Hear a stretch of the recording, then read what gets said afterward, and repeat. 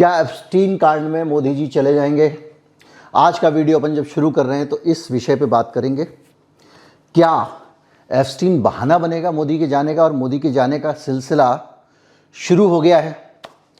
क्या भारतीय जनता पार्टी एक के बाद एक कुछ पॉलिटिकल गलतियां कर रही है, कुछ कैसे कदम उठा रही है जो उसको नहीं उठाना चाहिए? क्या भारतीय जनता पार्टी को समझ नहीं आ रहा है क्या करें, या उसकी नीतियां बनाने वाले और मोदी जी को सलाह देने वाले लोग किसी गलत ट्रैक पर जा रहे हैं? या मोदी जी ने भारतीय जनता पार्टी में भी वही कह दिया नर्मदे वाली बात? कौन सी नरवणे वाली बात? जैसा ठीक समझो कर लो।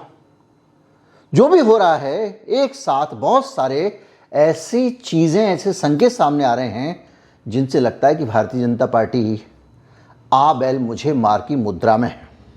और आ बैल मुझे मार की मुद्रा में है, पर वो ये मान के चल रहे हैं कि ये जो हम कर रहे हैं ये हमारे लिए फायदे का सौदा होने वाला है, लेकिन बहुत सारी काठ की हांडियां भी वो लेकर बैठे हुए हैं।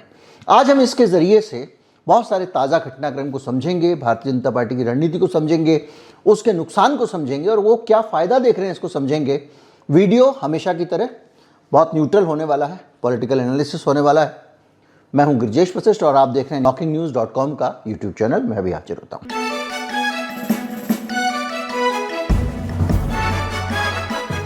भारतीय जनता पार्टी की तरफ से राहुल गांधी के खिलाफ एक प्रस्ताव आने वाला है कि इनको डिस्क्वालीफाई कर दिया जाए, इनको संसद में भी ना डाला जाए, वगैरह वगैरह।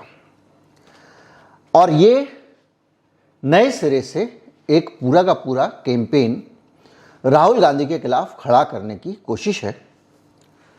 और निशिकांत दुबे इस बार मैदान में उतरे। पहले एक एक करके उनके कैरेक्टर बदलते जाते हैं। पहले संबित पात्रा थे, फिर कोई और। आजकल लेटेस्ट मार्केट में एकदम नया है, जल्दी जल्दी फॉरवर्ड करो स्टाइल में, निशिकांत दुबे। निशिकांत दुबे को छोड़ा गया है।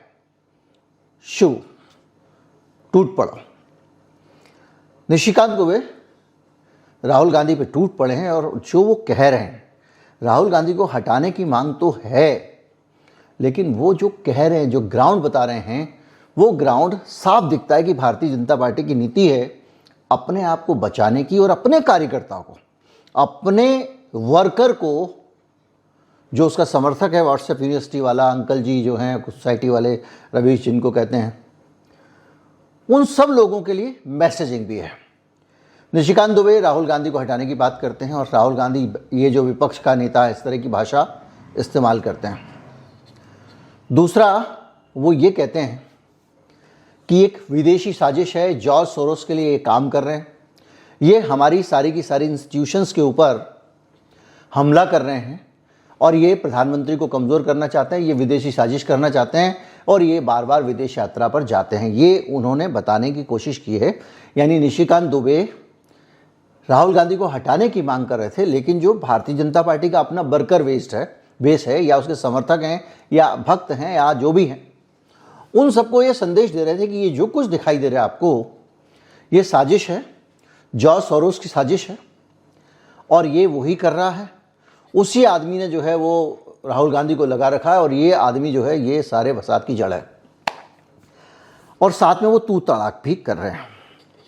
तो एक तो वो अपने वर्कर को संदेश दे रहे हैं, दूसरा वो कांग्रेस पार्टी वालों का एजेंडा सेट कर रहे हैं कि कांग्रेस वालों टूट पड़ो, तुम्हारे राहुल गांधी पे मैंने हमला किया है, अब हमने तुम्हारे राहुल गांधी पे हमला किया, अब तुम्हारी दुनिया हिलने वाली है।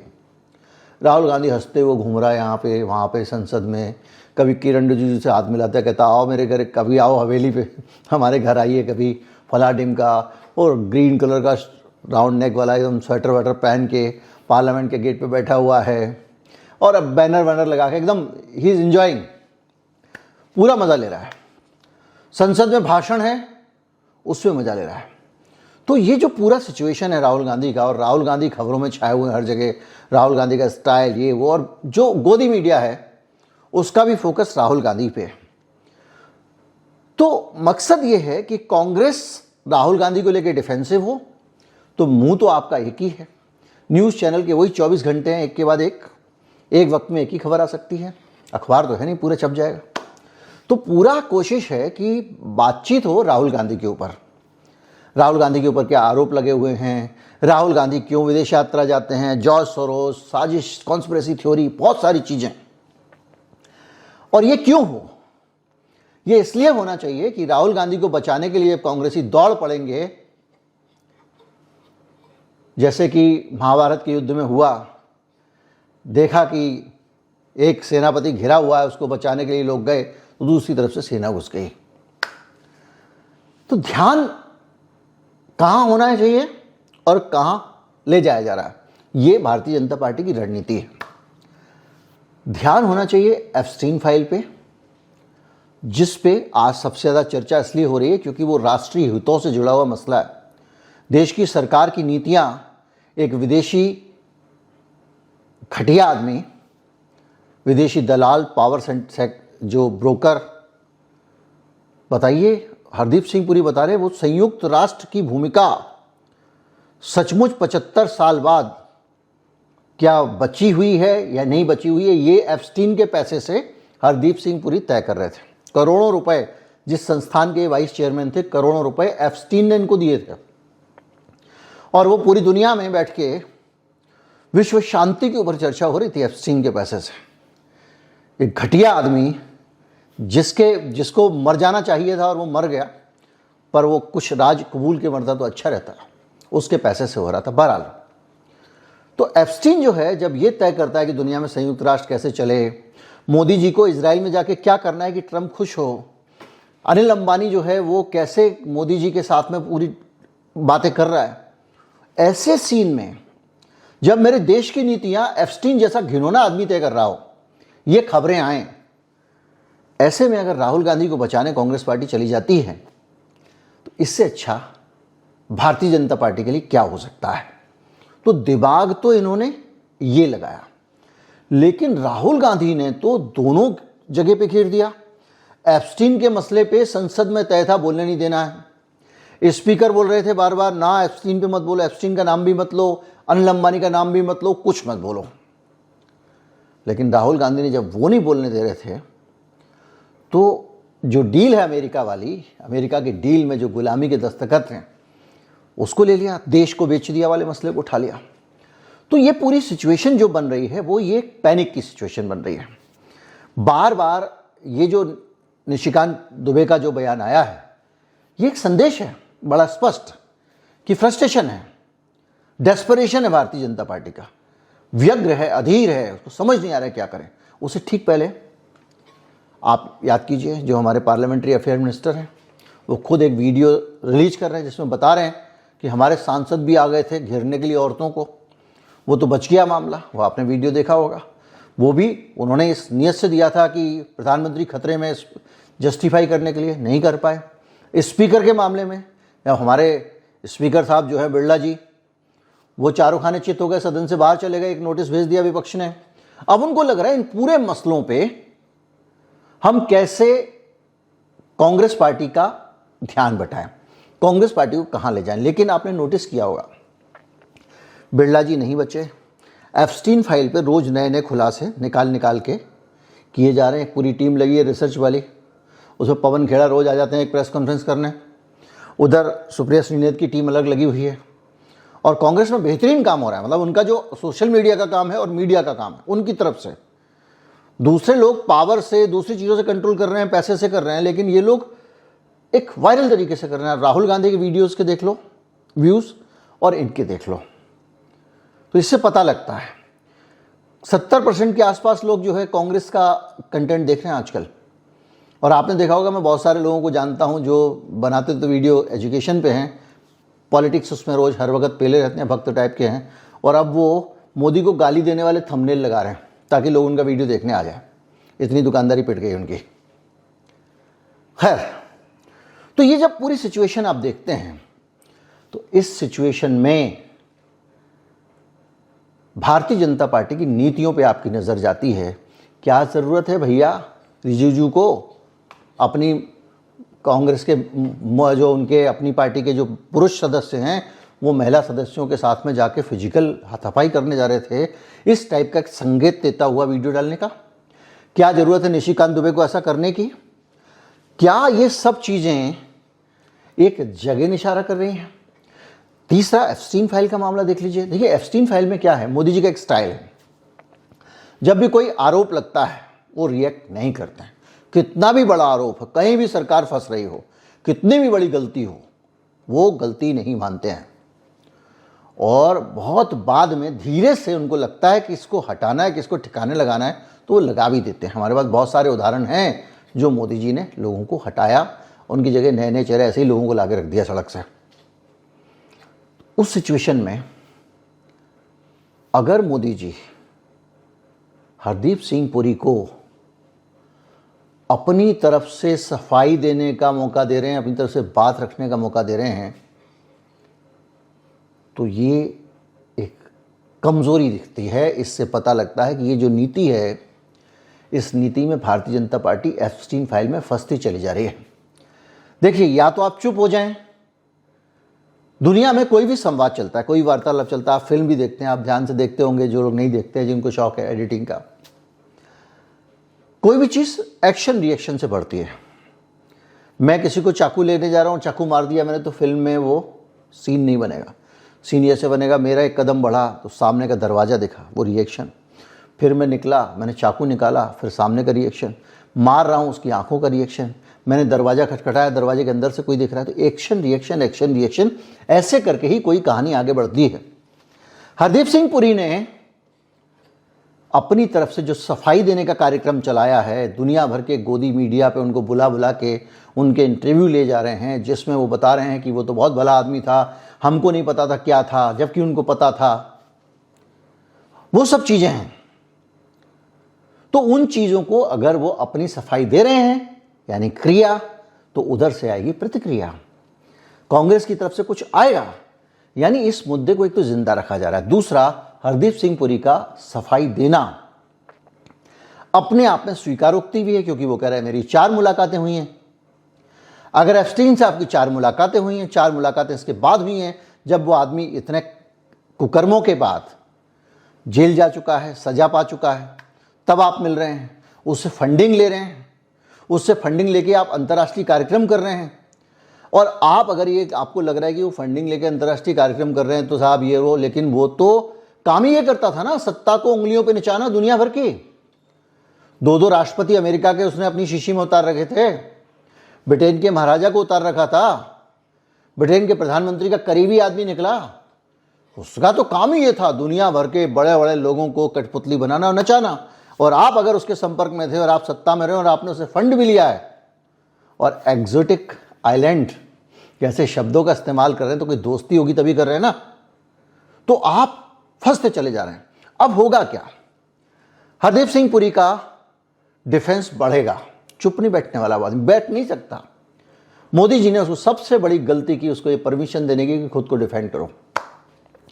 वो जैसे जैसे डिफेंड करेगा पार्टी गिरती जाएगी।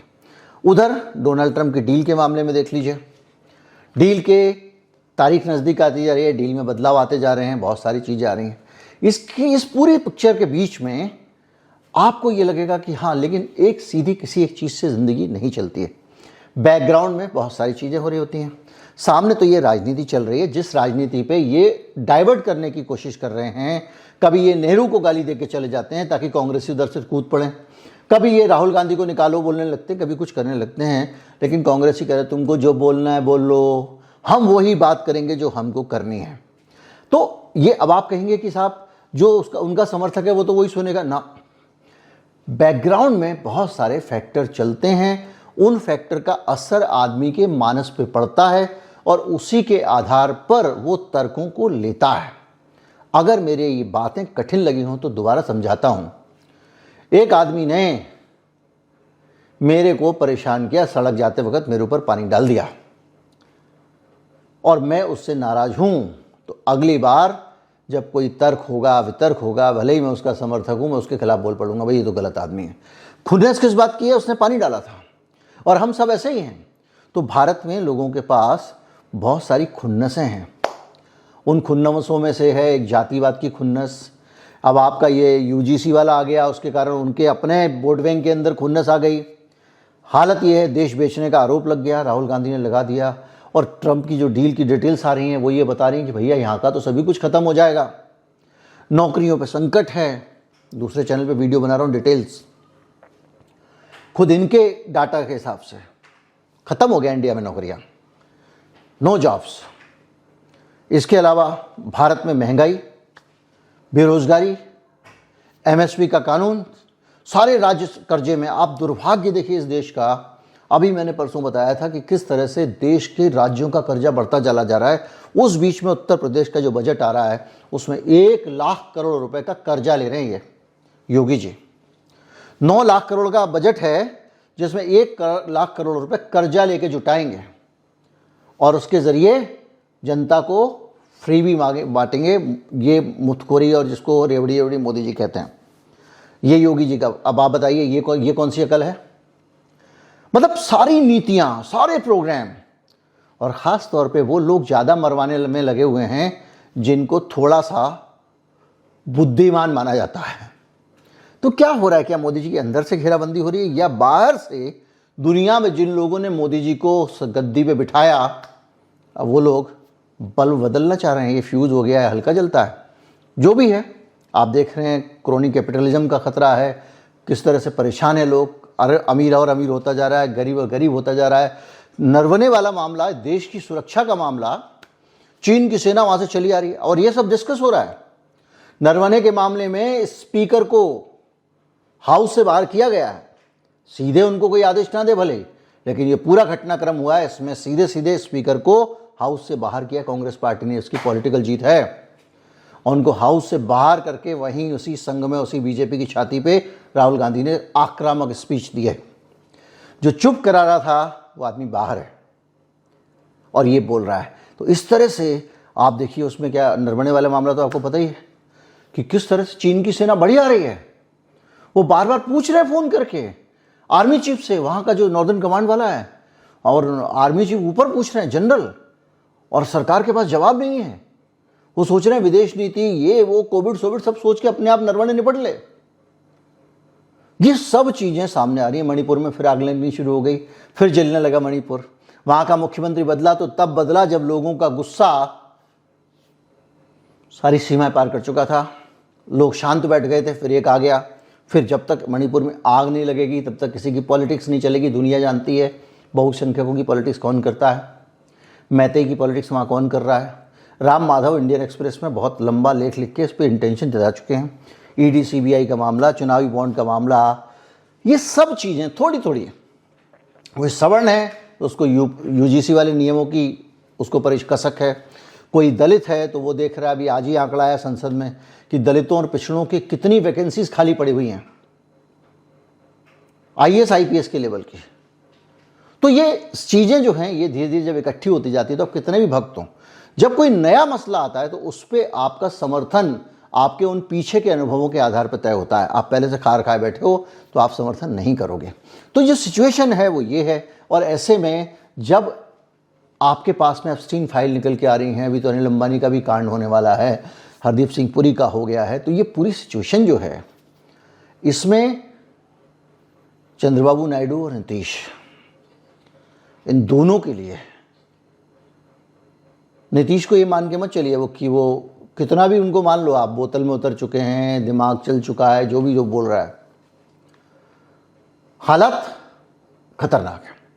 और भारतीय जनता पार्टी, जो मैं आपको कह रहा था, वो लगातार उसका ग्राफ गिर रहा है और वो जो तरीके अपना रहा है वो भी नीचे जा रहे हैं। क्योंकि राहुल गांधी को गाली दे के आपने कांग्रेस पार्टी को डाइवर्ट तो नहीं किया, नहीं कर पाए आप, लेकिन लोगों को लगा ये कैसा बदतमीज आदमी है यार, ये निशिकांत दुबे कैसे बोल रहा है राहुल गांधी के बारे में। कम से कम भाषा का संयम तो रखिए। भारतीय जनता पार्टी का एक बड़ा समर्थक, पुराना समर्थक है, मोदी काल में नहीं आया है, और उसने ग्रेस की राजनीति पे देखी है, गरिमा की राजनीति देखी है। कितना भी ज़्यादा सांप्रदायिक हो, आडवाणी जी ने कभी भी भद्दी भाषा का तू तड़ाक का इस्तेमाल नहीं किया, उमा भारती ने नहीं किया, साध्वी रितंभरा ने नहीं किया। तो ये पूरी जो सिचुएशन है, इस पूरी सिचुएशन में लोग ऑब्जर्व कर रहे हैं, लोग परेशान हैं। रोटी कपड़ा मकान रोजगार सब चीज़ पे संकट है, महंगाई आसमान पे है, इकोनॉमी काबू नहीं आ रही है। ये सब झेला हुआ आदमी इन सब मामलों में, इसीलिए राहुल गांधी के व्यूज़ इसलिए नहीं बढ़ जाते कि कोई चाबी घुमा दे रहा है। लोग अपने आप उसको विकल्प की तरह पे देख रहे हैं और भारतीय जनता पार्टी हमले कर करके राहुल गांधी को एक बड़ा विकल्प बना रही है। तो सिचुएशन ये है कि बीजेपी की जो नीतियां हैं, जो उनका स्टाइल है, वो अब पुराना हो गया। भैया पहले तुमने इसको खूब बेच लिया, अब ये काट की आंडी है, अब आपको नया सोचना पड़ेगा। और मुझे लगता है इन्होंने जितना सोच लिया वही इनके लिए बहुत था। नई आइडियोलॉजी के तौर पे ना ज़्यादा दुनिया, क्योंकि ज्ञान से ज़्यादा तो दूसरी चीज़ों में चलते हैं ना, 200 साल पहले कैसे जाना, 400 कैसे जाना, तो नहीं चल पाता। कुल मिला जो भी है, पार्टी इस वक्त एक ऐसी दशा में है जिसमें गलतियों पे गलतियां हो रही हैं। सारे जो इनके दांव हैं वो उल्टे पड़ रहे हैं और ये मोदी जी के लिए लाल बत्ती है, खतरे की घंटी है। और मोदी जी अगर ज़रा भी कमज़ोर पड़ते हैं, मोदी की जितनी उपयोगिता कम होती है, वो जो डोनाल्ड ट्रंप बैठा हुआ है ना, वो जो Modi is very good friend of mind, वो भारत के साथ करता है और मोदी जी को दोस्त इसलिए बताता है क्योंकि उसको पता है कि वहाँ पे उसको अपने अंदर अमेरिका में भारतीयों के वोट लेने हैं। जिस दिन पता चला कि अमेरिका के लोगों के अंदर मोदी का भूत उतर रहा है, उस दिन देखना ट्रंप का भी रुख। तो बहुत ज़्यादा संभल के इनको राजनीति करने की ज़रूरत है और जब बहुत ज़्यादा संभल के राजनीति करने की ज़रूरत है तभी एक के बाद एक पाँव पे कुल्हाड़ी मार रहे हैं। नमस्कार, जय हिंद। चैनल को सब्सक्राइब नहीं किया तो कर लें, वीडियो को फॉरवर्ड ज़रूर करें, ये चैनल के सर्वाइवल के लिए ज़रूरी है।